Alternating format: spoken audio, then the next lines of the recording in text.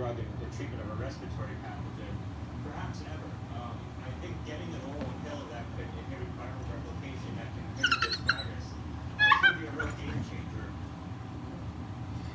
There's a lot to break down tonight, and joining me to help do that is Dr. Jonathan Reiner, senior medical analyst and professor of surgery at George Washington University.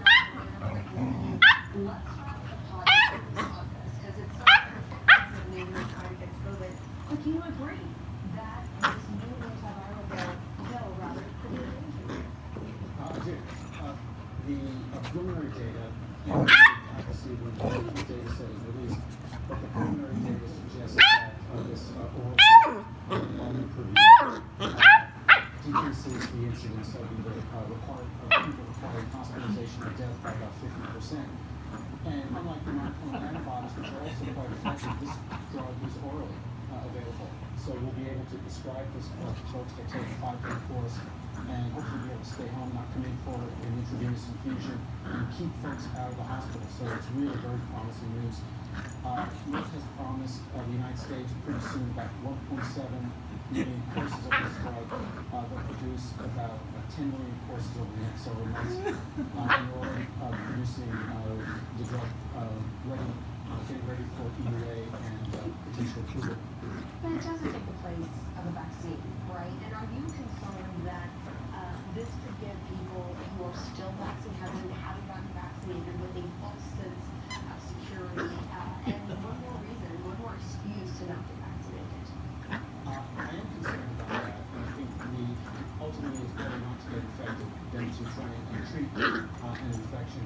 But it's another tool in our toolbox. We're never going to be able to vaccinate everyone in this country. We're just not going to be able to penetrate folks who are just so resistant. And having a very active antiviral drug, as this drug appears to be, will go a long way to reduce mortality further. One thing I'm frustrated about is we did, as you mentioned in the lead-in, we've lost 700,000 Americans now, and fully 200,000 of those folks have died since vaccines have been available almost to everyone in this country. And every one of those deaths is unnecessary. So even though the news is great for this antiviral agent, really the message that people need to receive is get vaccinated. No one needs to die from this virus. You see the numbers in terms of hospitalizations cases, they're trending down, but they are still burning in some countries. Is there nothing done to make this a global fight? Because ultimately, we're not all safe until every country has this under control, right? Because the variants could be created and it could spread and so forth. Yeah, and there's been a lot of discussion about that as we've debated whether to boost in the United States. How do we give third doses to Americans when so many people in the world, and really single-digit percentages in Africa have gotten a single dose? But I think the United States can. I think we can fully protect people in this country while also being sort of the arsenal of vaccines to the world. And I think to date, the U.S. has delivered vaccine doses to the world. We need to do more.